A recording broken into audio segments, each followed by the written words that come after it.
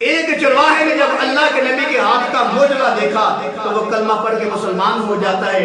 واقعہ کچھ اس طرح ہے، جب نبی صلی اللہ علیہ وسلم ابو بکر صدیق کو ساتھ لے کر ہجرت کا سفر کر رہے تھے، مکے سے مدینے کی طرف جا رہے تھے، تو راستے میں ایک ایسا وقت آیا کہ ان کے پاس کھانے کی کوئی چیز نہیں تھی، بھوک نے تنگ کیا۔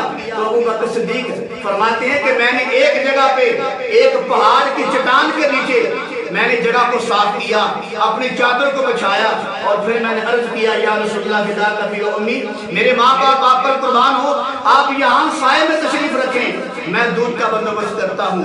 ابو بکر صدیق فرماتے ہیں کہ میں اللہ کے نبی کو وہاں بٹھا کر جب تھوڑی دور آگے گیا تو دیکھا کہ ایک آدمی بکریاں چرا رہا ہے۔ ابو بکر صدیق فرماتے ہیں میں چرواہے کے پاس گیا، اس کو جا کر میں نے درخواست کی کہ دودھ مل جائے گا؟ تو چرواہے نے کہا حضرت صاحب میری تو کوئی بھی بکری دودھ نہیں دیتی، تو میں آپ کی خدمت کیسے کر سکتا ہوں؟ تو ابو بکر صدیق فرماتے ہیں میں خاموش ہو گیا۔ پھر آخر میں وہی چرواہا ایک بکری لے کر ابو بکر صدیق کے پاس خود آ گیا کہ یہ لو بکری۔ جب یہ بکری دے دی تو ابو بکر صدیق رضی اللہ تعالیٰ وہ بکری پکڑی، اللہ کے نبی کی خدمت میں پیش کر دی۔ نبی صلی اللہ علیہ وسلم نے اس کی کمر پہ ہاتھ رکھا، بسم اللہ پڑھ کے کمر پہ ہاتھ رکھا، تھنوں کو ہاتھ لگایا تو وہ دودھ سے بھر گئے۔ اب وہ چرواہا حیران ہے، پریشان ہے، وہ حیرانگی کہ میں ڈوبا ہوا ہے کہ یہ کیا ہو گیا، یہ کیسے ہو گیا؟ ابھی تو وہ نابالغ بکری ہے، ابھی تو وہ دودھ دینے کے قابل ہی نہیں ہے۔ تو انہوں نے تھنوں کو ہاتھ لگایا، وہ تھن دودھ سے بھر گئے۔ پھر ابو بکر صدیق رضی اللہ تعالیٰ نے چرواہے کو کہا کہ اپنا برتن لاؤ۔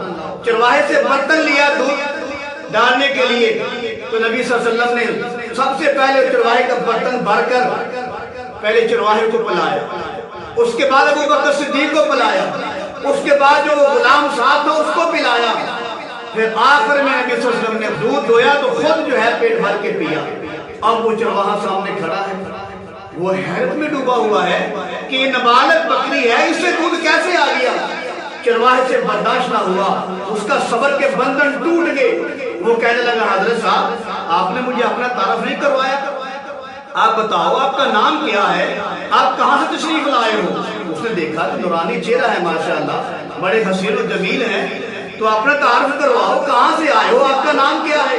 تو اللہ کے نبی نے فرمایا ہم آپ کو اپنا تعارف کرواتے ہیں، شرط یہ ہے کہ ہمارا راز رکھنا، کسی کو بتانا نہیں۔